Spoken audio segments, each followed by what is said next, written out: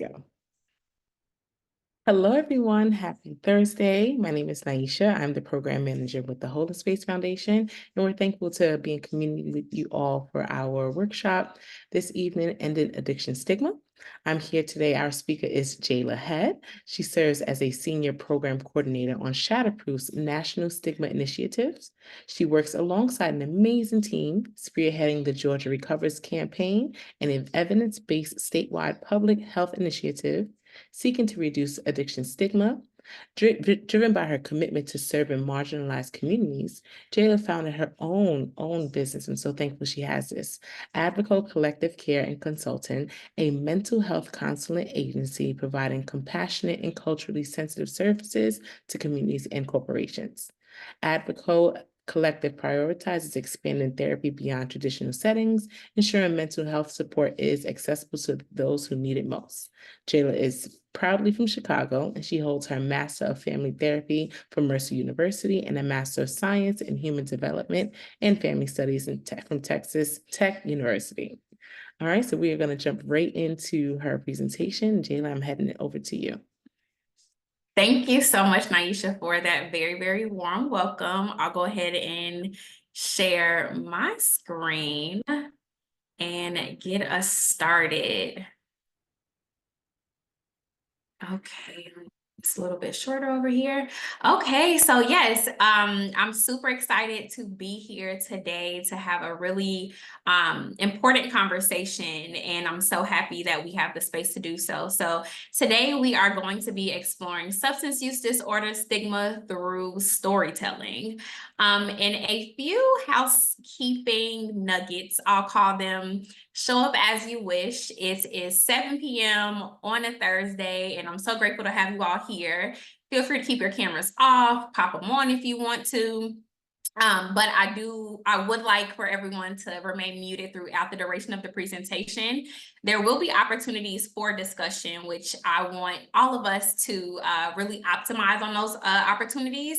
If you want to come off mute and add any commentary, or feel free to kind of chat with each other in the chat feature, should any commentary, you want to share with other people. I love to build community. So definitely want to have that interactive aspect.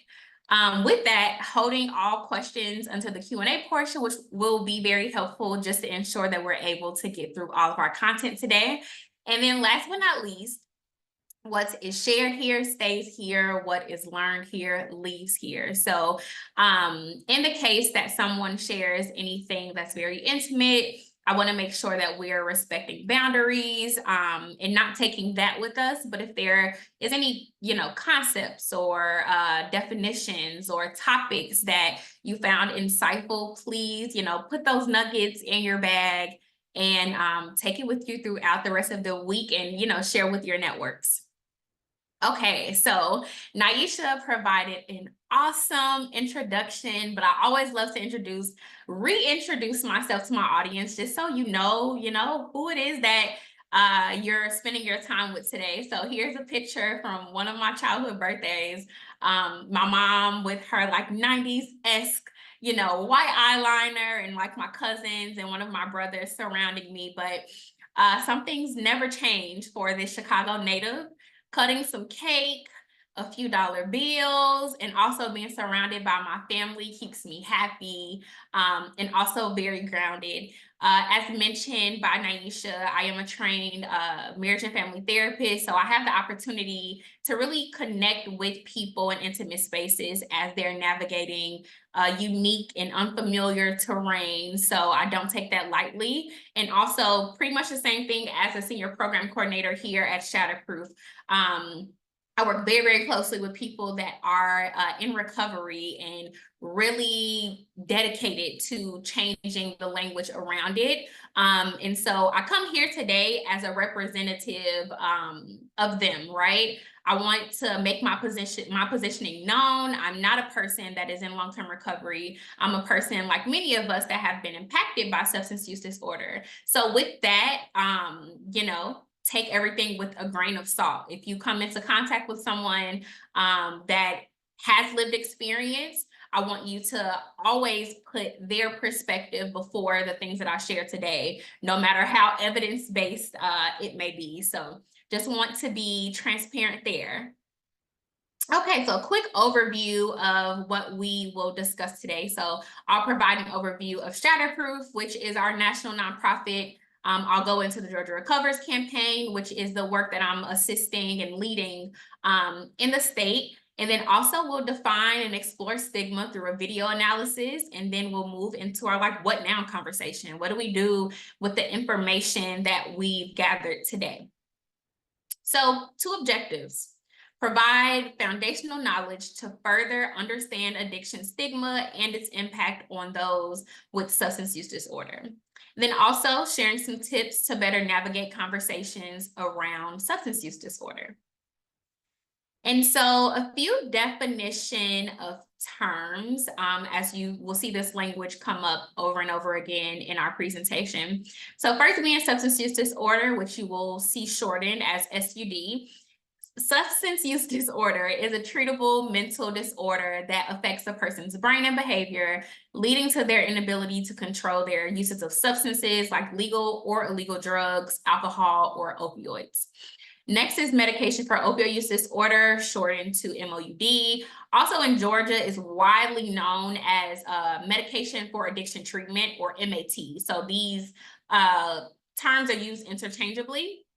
But MOUD is the use of FDA-approved medications, typically alongside counseling and behavioral therapies, to provide a whole patient approach to the treatment of opioid use disorders. And then last but not least, people first language, or person-centered language, puts a person before a diagnosis and describes what a person has, not who a person is.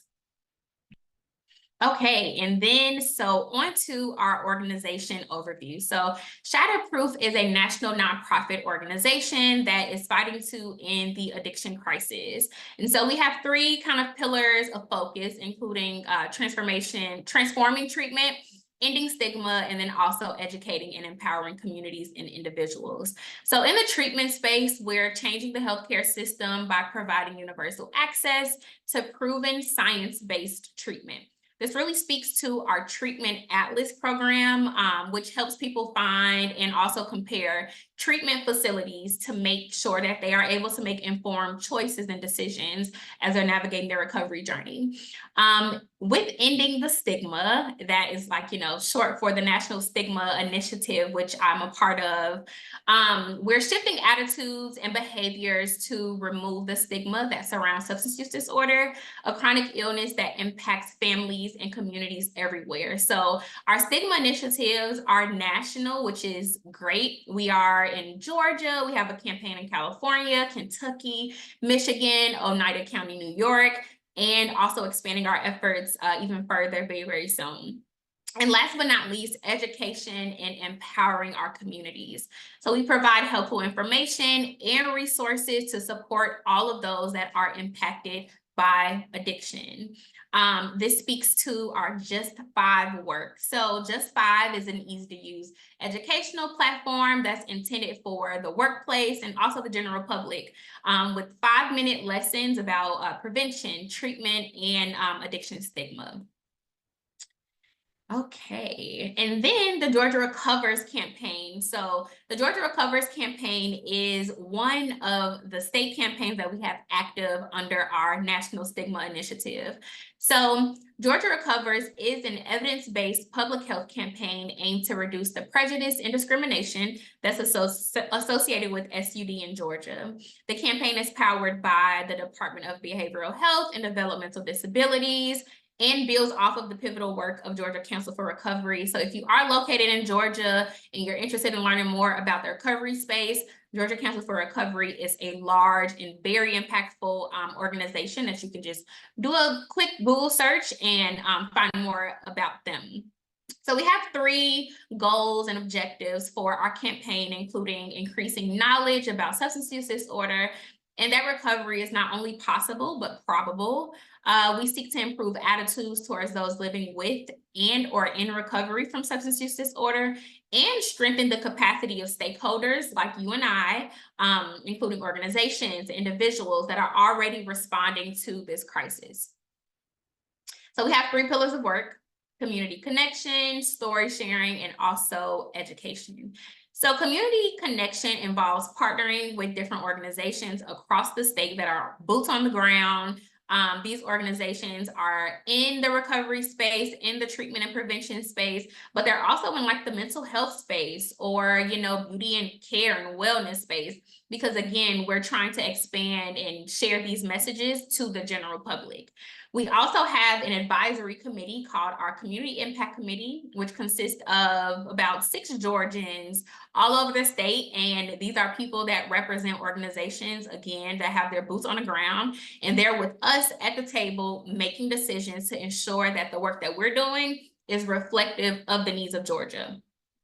Story sharing is the bread and butter of our campaign. So we collect stories of people that are in recovery and also their allies. This can include loved ones, family members, community advocates. We then share these stories across all of our social media platforms. And we do this so that we can put a name, an experience, a story to the disease of addiction, so people can really gain more context on what it actually is and how it impacts families and communities. And then last but not least, our education pillar. So we educate by promoting messaging that speaks to hope and recovery. And we do this on our social media platforms and our website. And then also we host bi-monthly webinars that shed light on topics related to substance use disorder. Okay, now it is poll time. So this is an opportunity for all of us to get a little active. So what I'm going to do is I'm going to stop sharing my screen, and then I'm going to move to another screen, and I'm going to attempt to share my screen here so we can all partake in the poll. Okay, now let me find the present button. Okay, so here is our polling platform. I would love it if you all could take out your smart devices and scan the QR code so that we can interact and really see who's in the room and start to have some really fruitful conversations. So we'll start off with our test question: how are you feeling today? But this is also an opportunity to actually check in with all of the people that are here. So when you get a chance, feel free to use the QR code. If you are already on your phone and don't want to use your camera, go ahead and join by the Mentimeter website, menti.com, using the code at the top, 7528-7128. And again, that code is 7528-7128. So starting to see some of our responses coming in. Most of us are doing just okay, which is perfectly fine. Some of us are doing great, which is also perfectly fine. And so far, no one is doing not so good, which is perfectly fine. But also, if you are feeling this way, there is no issue here. But again, happy to see that for the most part, we're all collectively doing well. So for our next statement, we're going to start to explore, you know, what we know or our thoughts around substance use disorder. So you'll respond to the following statements with true, false, or indifferent. So substance use disorder can affect anyone, even our family and close friends. There is no right or wrong answer. Just want to get a sense of who we have in the room and where we are. And so I see that pretty much all of us believe and, you know, think that substance use disorder can affect anyone, even our own family and close friends. Okay, and then next we have treatment is more effective than prison at helping communities recover. Again, true, false, or indifferent. And again, no right or wrong answers. And so I love what I'm seeing here because this is very reflective of like what we actually see in the state of Georgia. as far as, treatment over prison and kind of the structural reform that we also tackle. So some of us find the statement true, some false, some are still indifferent. Okay, and then I'll move on to our last but not least statement for our poll. So medication for opioid use disorder is an effective treatment for substance use disorder. True, false, or indifferent. If you don't know much about MOUD, so it's okay to put whatever you think. And again, no right or wrong answers. And I see that most of us are indifferent. Some of us find this statement true. Okay, so I'm going to stop sharing my screen again. I'll move over to PowerPoint, and then we can continue rocking and rolling. If I can figure out how to share my screen. Okay, there we go. Share from current slide. Okay, so first and foremost, thank you all so much for participating. I love to kind of do that polling feature, not only to be interactive, but to see what are we working with in the room today. So I think this is a great opportunity to compare to some of the research that we found in Georgia. So before any of our campaigns launch, we go into, the given state and we do a fielding survey. And with this survey, we're able to get a glimpse of what does addiction stigma look like in this specific state. So this is not exhaustive at all, but I'm going to highlight three of our findings. So less than 20% of Georgians identify substance use disorder as a chronic medical illness. And so this means that nearly 80% of Georgians believe that substance use disorder is a moral issue, or it's a choice. Georgians are in strong support for structural reform, so treatment over prison as a means to effectively address the substance use disorder and addiction crisis.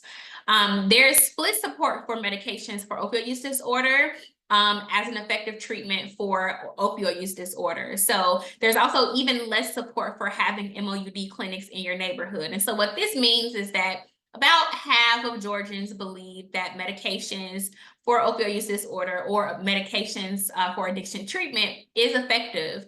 But a lot of these people don't really want these clinics in their neighborhoods.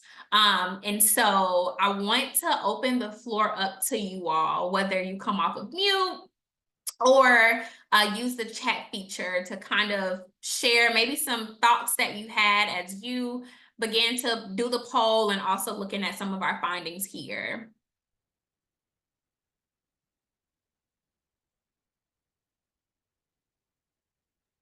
I'd love to share. Yeah. So as I watch, the many Netflix documentaries that come out, helping me understand, what takes place in neighborhoods when I was younger, and it was specifically it was a show, Painkillers, and when I understood what opioids were doing for people, I'm like, is this real? Is this real? Like, are people like what's going on? So that's why I was indifferent personally on if it helps the treatment. So there's my answer there. Mm-hmm. Yeah, no, I love that perspective. And I think that before I even worked in this space, I had the exact same perspective, right? If you find that people are, having dependency on opioids, then, well, what does it mean to then prescribe them more medication? And so I'll actually get to that a little bit later with like this analogy that I like to use, especially as a clinician.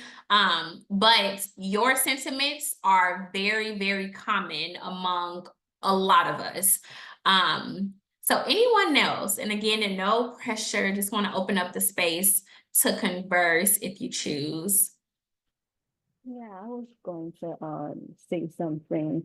I think one of the things that I've heard, and I have a medical background, so this might be there's some bias there, but I think one of the things that I've often heard, and even some of the biases that I kind of add going through training, was that adding clinics or adding community centers or any other facilities that are treatment places for individuals with substance use disorder will encourage more substance use, if that makes sense. So some resistance in like certain communities is because they feel like if that treatment center is there, then people will be like, well, even if I do use, I can just go get treatments, if like to reverse maybe any serious things, or whenever I'm ready to stop, I'll just go get treatments. So that's kind of what I've heard is like a resistance to adding like centers within certain communities.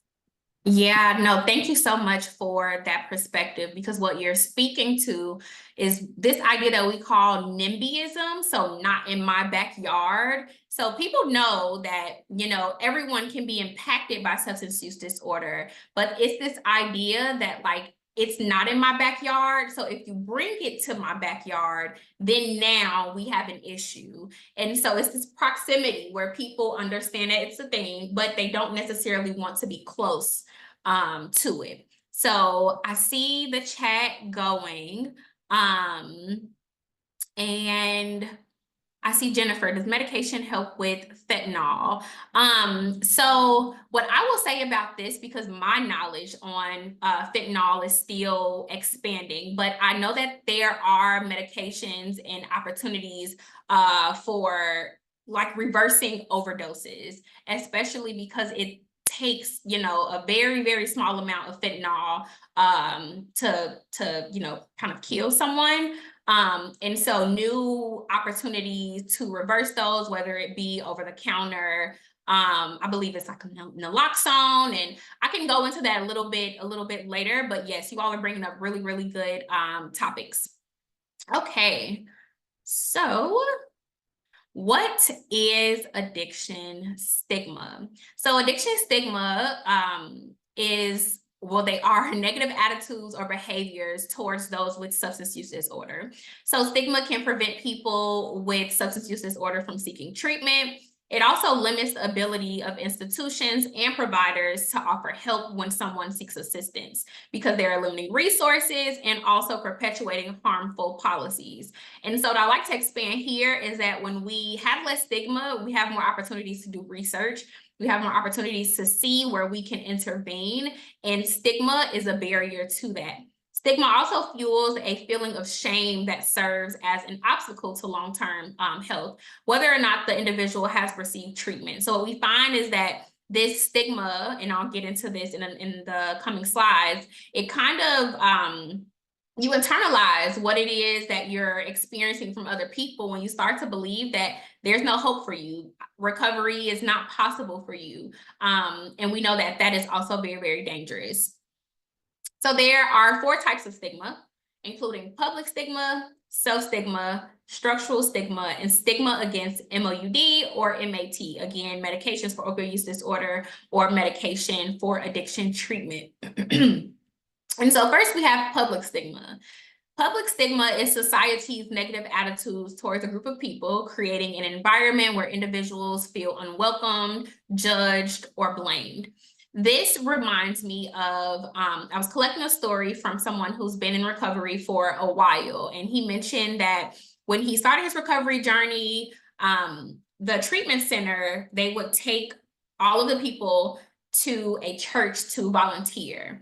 And he recalls that every time they would get off of their transportation bus, that everyone would kind of like spread out, right?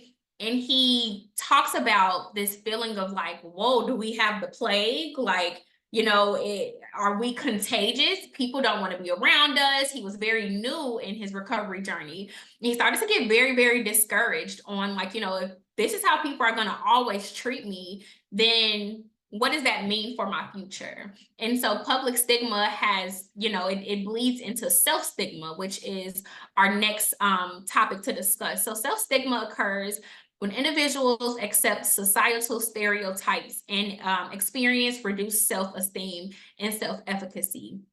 And again, you start to internalize the way that the world is viewing you.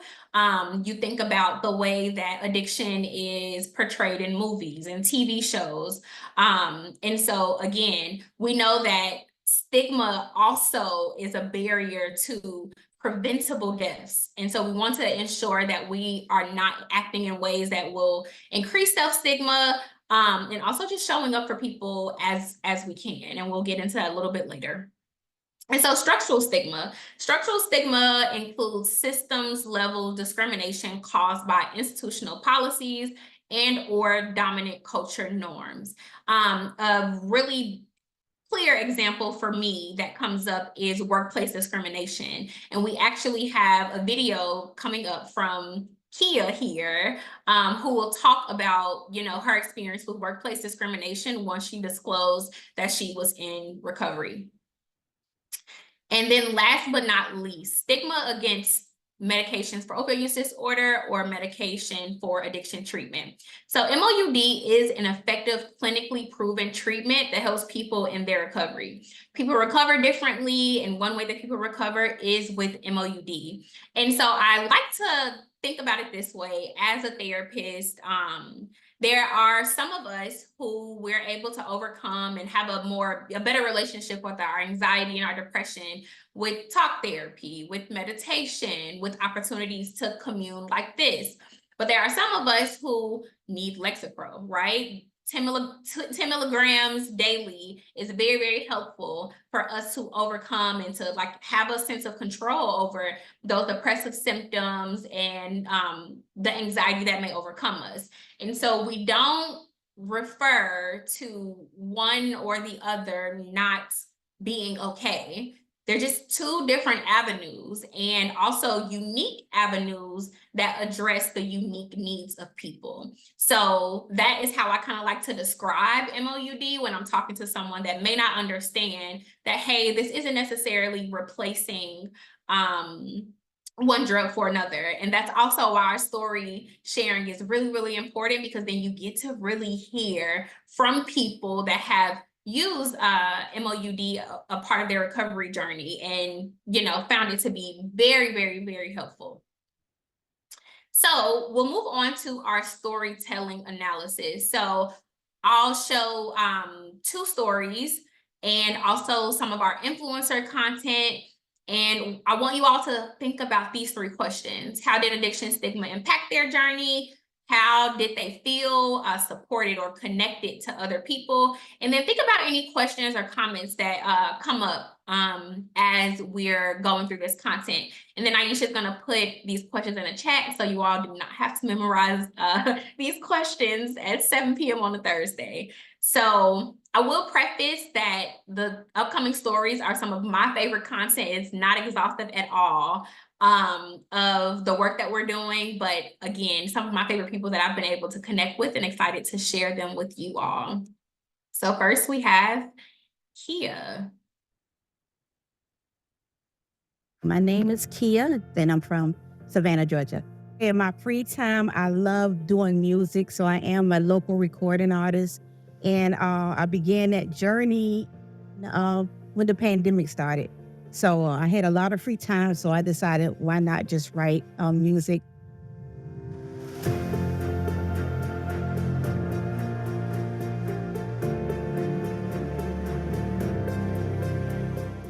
So basically, sometimes I journal about the things I'm going through at the time, but a lot of it is journaling of things that I saw in the streets. I want people to know that recovery is possible. So that's the message.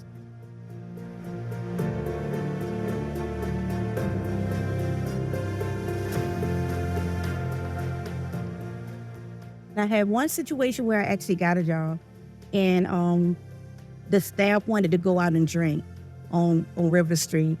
And I didn't. I was like, no, I'm not gonna go. And they was like, come on, you're getting off at so-and-so, let's go and hang out. So I finally said, look, I'm in recovery. I can't go out and hang out and drink. That's a trigger. The next day, came into work, they asked me for the key to the building. And I was like, wow, I think that was the most hurtfulest thing.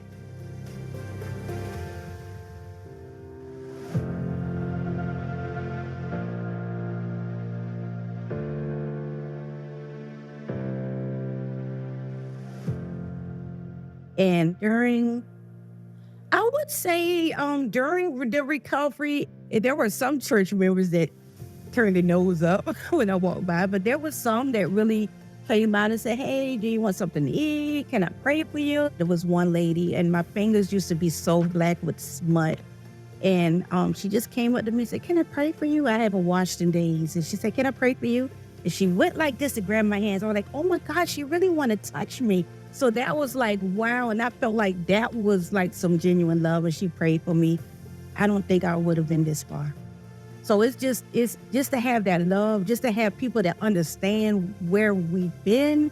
It's amazing. It's amazing.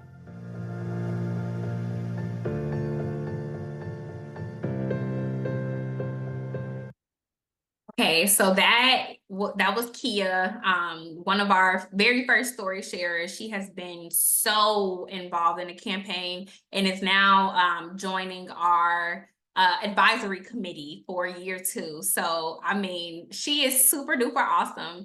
I'm going to introduce you to Tim next. Tim is super special to me. He's also a Chicago native. And so we just kind of vibe there. But I'll let him take it away.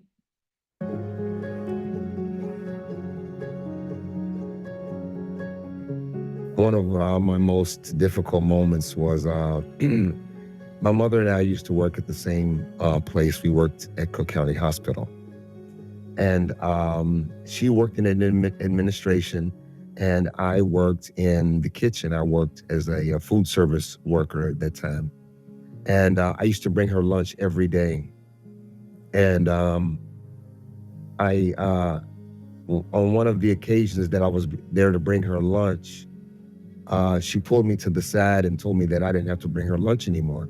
But I had been doing this for a long time, and I was confused as to why she didn't want me to bring her lunch anymore. And I asked her why, and she told me that she did not want anybody to know that I was her son. And that hurt me. That's the most hurtful thing she's ever said to me. And today she introduces me to everybody at church. Oh, come meet my son. Now she wants everybody to know because she's proud of what I've become.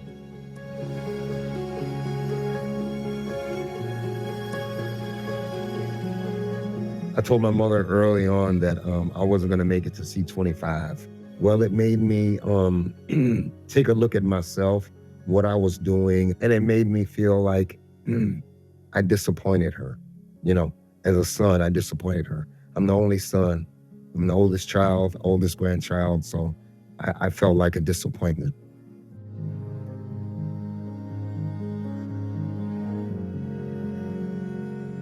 So I had to go to people and resources outside of my circle in order to find the help that I needed.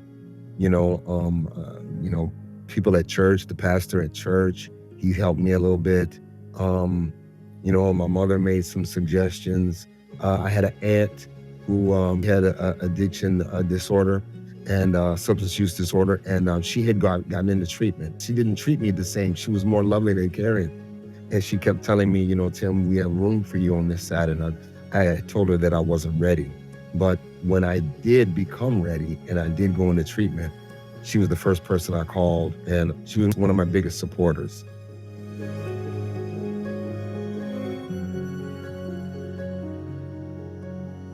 I still have maintenance to do, just like when you get a car. You know, I still have maintenance to do. Like, I go to 3 or 4 meetings a week today. I don't have to. I go because that's my circle, and those are my people, and those are the people that, and I may be able to talk to and help somebody else in the community. And then last but not least, there we go. This is one of our influencer content. So we do have an influencer program, and we basically contract influencers that are local to speak to substance use disorder for their audiences, right? So that we're not preaching to the choir, that we're getting this information and these stories in front of people that otherwise wouldn't come in contact with our content. But also by trusted messengers. So these people have really large followings and talk about impactful stuff all the time. So here is Vicky. The holidays can be so fun, but they're also hard reminders of those family members who aren't here with us. This year, my mother-in-law found a beautiful way to honor her son and my fiance's brother, Peter, who lost his life to substance use disorder. With both of our families joined together, we lit 5 candles to commemorate him. This is one of the reasons why I'm working with Georgia Recovers to end the stigma around opioid and substance use disorder. It is a treatable medical condition, and talking about it helps lessen the stigma because all of our friends and family are worthy of kindness and respect. Perfect. So I want to stop sharing my screen and take a moment to open the floor up for any conversations. So we had a few questions. I'm not sure if you were able to drop the questions in the chat. Yep, perfect. So how did addiction stigma impact their journey? Did you notice when they felt connected to people, or even adversely when they felt disconnected to people? And any initial thoughts that may have come up for you all?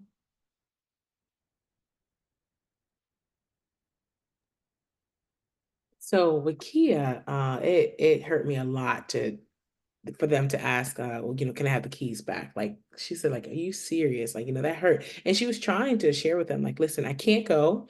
The peer pressure was going in, and she's like, this is why I can't go, which technically she didn't even have to share that, but she wanted to share.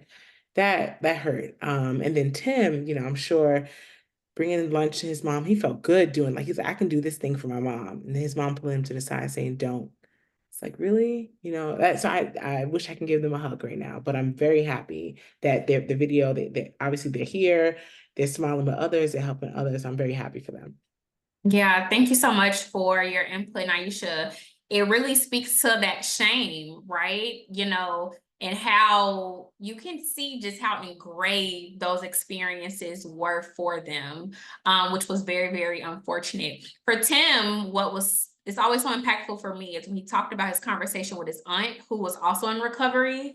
And he mentions that she says, whenever you're ready, we have space for you on this side. And he communicated with her, I'm not ready. But when he was ready, she, was there with open arms. And it speaks to probably what his aunt needed when she was seeking out her recovery journey as well. Anyone else? And feel free to use the chat function too if you don't want to come off mute. Oh, I see Naira. Yes. So I guess my question is, how do we support that family member or that friend that is not yet ready? How do we still give them support without it being too pushy or too forcey? Yes, this is always a great, great question, Naira. I appreciate you for asking. And this is my opportunity to also, like, there are blanket things that we can do, but it's always important to ask the person, what do you need, or what do you want right now, right? What does support look like for you? So there are, meetings that people can attend, whether it's alcohol anonymous. Oh, I'm getting it mixed up. I'm sorry. Alcoholic Anonymous.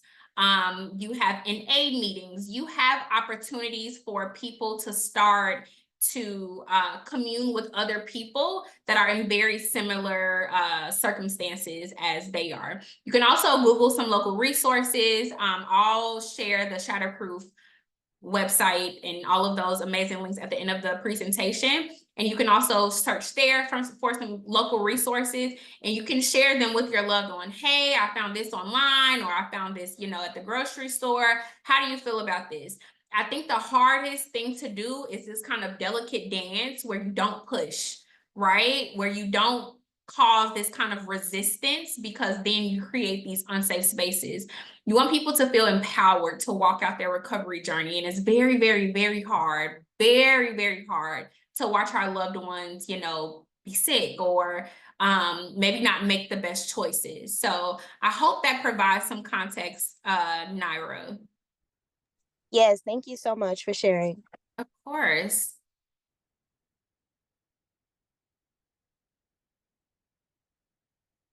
And Jennifer, I see that you are unmuted. Did you want to share, or?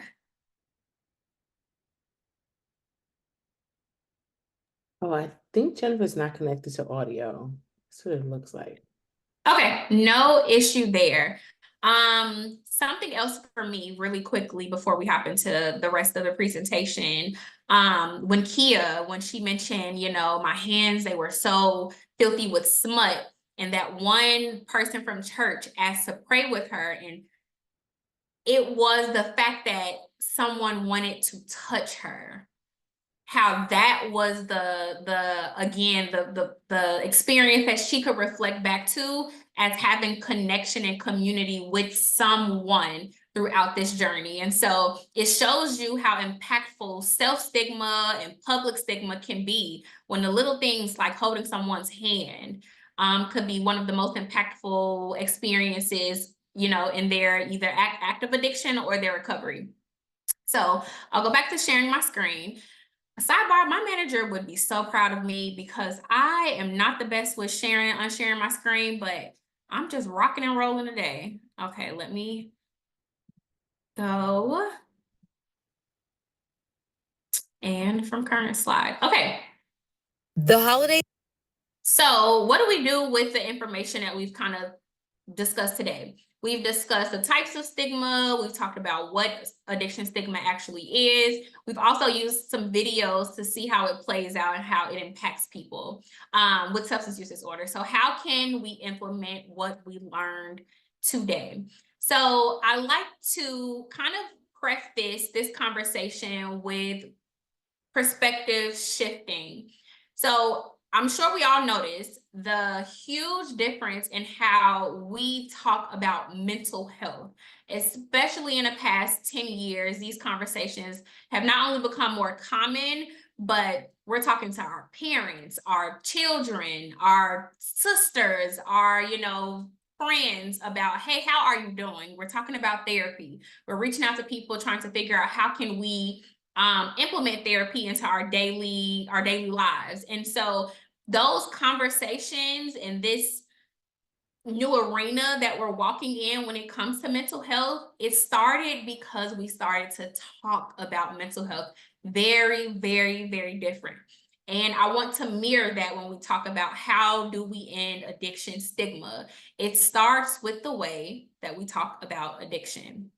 So stigma is one of the largest drivers of the addiction crisis. And what we know is that tens of thousands of preventable deaths each year are impacted by addiction stigma, right? If we were able to address stigma, we could prevent a lot of deaths each year. So even for people in recovery, prejudice and discrimination continue to impact many aspects of their daily lives. We saw Kia still speak to that work discrimination, even as a person in recovery, a person that's being trustworthy, being vulnerable, letting her coworkers know why she couldn't engage in those activities, but being met with, total rejection and losing her job. So we need to change the way that we talk about addiction. Our words really do matter. They convey meaning about the world around us. They help us understand each other. So we can use our words to help decrease stigma by raising awareness, having honest conversations like these, and encouraging others to educate themselves on substance use disorder. So I love this graphic because not only is it directly from our language guide, but it really speaks to this idea of like within group versus being outside of a group. So I'm sure we can all attest to the way that we may talk about being a woman, or the way that we may talk about, being people of color, or persons with disabilities. The way that we talk about our own lived experiences may not be appropriate for other people to refer to our experiences using that exact same language. And so we adapt that here within the substance use disorder space. So you may see or hear a person with substance use disorder, whether they're in their active addiction or in their recovery, refer to themselves, using words like, which I don't really like to repeat, addict, drug abuser, alcoholic, dirty or clean.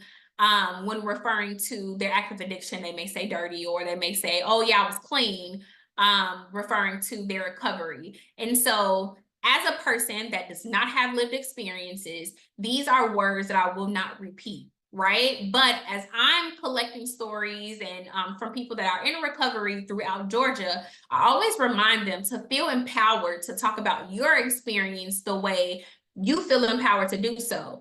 But as the general public, as a person that has been impacted by substance use disorder by way of a family member, healthcare professionals, educators, we are going to use person-first language. I'll say it again. As a person that does not have lived experience, a person that has been impacted by substance use disorder by way of loved ones, I consider myself the general public, healthcare professionals, educators. We are going to use person-first language. So this means saying a person with substance use disorder, or referring to someone's active addiction as their active addiction, or their recovery as their recovery, using language like misuse versus abuser, because that has very, very, very negative connotations. Also, you can say someone, this person has a problem with substance use. And if you're referring to any testing, you want to say negative or positive test results versus, hey, this person dropped dirty or this person dropped clean. So I am going to give you all a sneak peek into our language guide. We have a very expansive language guide that I'll share with you all at the end of the presentation, but this helps us navigate conversations about substance use disorder. So when you hear this, this is a way that you can respond. So what's wrong with using the word addict, right? Some of us may have that exact same question, and my response would be, well, words like addict, they label people in very shameful and judgmental ways, right? Instead of using those terms, we want to use person-centered language, saying person with a substance use disorder. This allows us to recognize people as people first and foremost. So you think about persons with disabilities, you don't say disabled people or, whatever the case may be. So we want to make sure that we're using person-centered language. Using drugs or alcohol is a choice. If someone develops a dependency, it's their fault. So I don't want to add shame to, people that may talk a little bit like the left column, because as we saw, 80% of Georgians believe that, substance use disorder is a choice. So this is a wide perspective. So definitely not trying to add any shame, but there's a way to navigate, conversations when you hear things like this. So no one chooses to develop a substance use disorder. Addiction is a consequence of many different factors, including genetics and trauma, and it has profound changes on the brain. This takes me back to a story that I collected the other day. And it was a woman in recovery. She was also a person with disabilities. And she mentioned that, we should all just have this general assumption of trauma, that whether it's big T or little t trauma, that all of us or most of us have been impacted by some adverse experience.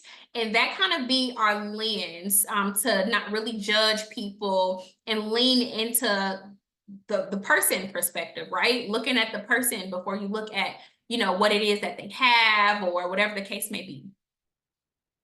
And so another one that we hear, someone relapses, they're a lost cause. Well, I'm sure, unfortunately, I'm not the only one that has been impacted by cancer, right? Some of us, directly, some of us, family members, loved ones, friends. When someone is in remission, we celebrate. But if the cancer resurfaces, we don't consider them a lost cause. We figure out, what do we need to do to take the next steps? And so it's important for us to realize that it's a chronic illness. Just like Tim said, you have to work at your recovery every single day. Last October, he was celebrating 27 years, and he still attends meetings, as he wishes, which is 4 times a week. And so sometimes a reoccurrence of symptoms can occur, but this does not mean that previous treatment efforts have failed. This is an opportunity to explore what's happening in our environment, right? Is there something that may be triggering our loved one? Maybe it's a holiday, an event, it's a person. What is happening that we find ourselves here again? And then last but not least, people who use medication for opioid use disorder is just replacing one drug for another. Again, this is a wide perspective that we're trying to combat. So there is no shame here, especially when there's a lack of education around MOUD and a lack of access. especially for communities of color and other marginalized communities. But while some people recover from opioid use disorder without medication, this is not the case for everyone. Everyone has a very unique experience with addiction. So again, this is the same thing. Some of us can overcome our depression and anxiety through talk therapy, meditation, community building. And some of us, Lexapro is the way to go. And there is no shame either or. What we want to make sure is that we're meeting people where they are and offering unique avenues to healing.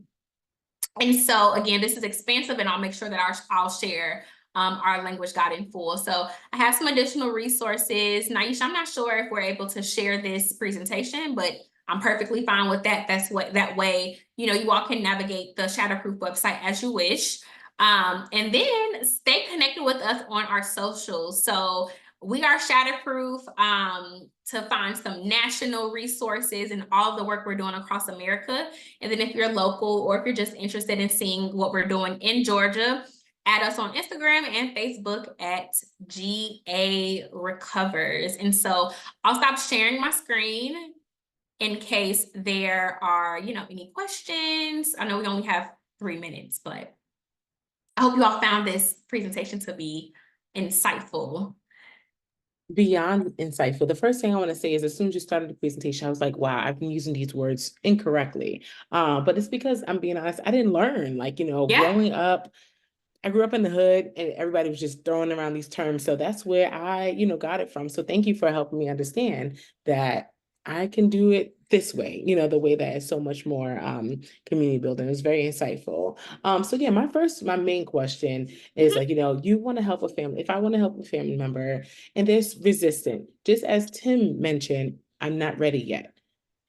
When is it my time to step back in, without being, pushy? Just to keep it simple. Yeah, that is such a great question. I call it a delicate dance because there is no perfect science because we're humans, right? You may never know.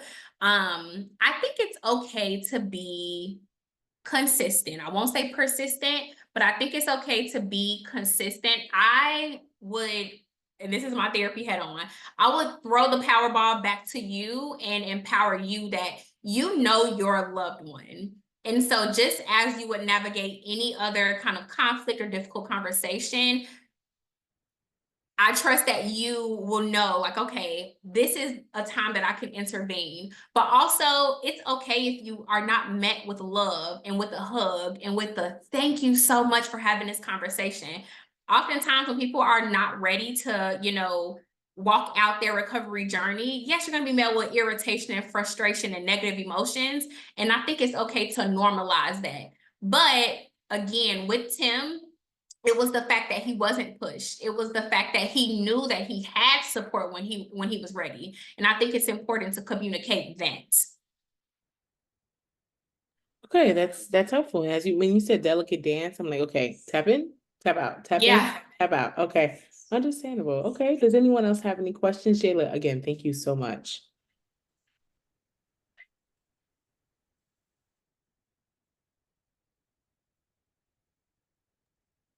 All right, well, we will be sending out this recording. Okay, someone's cheering it on. Awesome. We'll be sending out this recording, and I'm just thankful again. Thank you so much for helping us understand. We weren't doing it wrong. We just didn't know, as many of the population, we've just gone down the same understanding. Yes. Thank you all so much for your time. And one last thing I will say is that, Naisha, you are not by yourself with that. Before I started working in this space, I realized I was doing it all wrong. And now I go back home and try to have these conversations. And sometimes they land well, sometimes they don't. But all we can do is try, right? And start to kind of reframe. But again, thank you all so much for your time. I am so appreciative that you spent your Thursday evenings with me. Agreed. So appreciative you all, because obviously as a program coordinator, this is what I look forward to, bringing the community together to learn. Okay. Thank you, everyone. Enjoy the rest of your evening. Bye.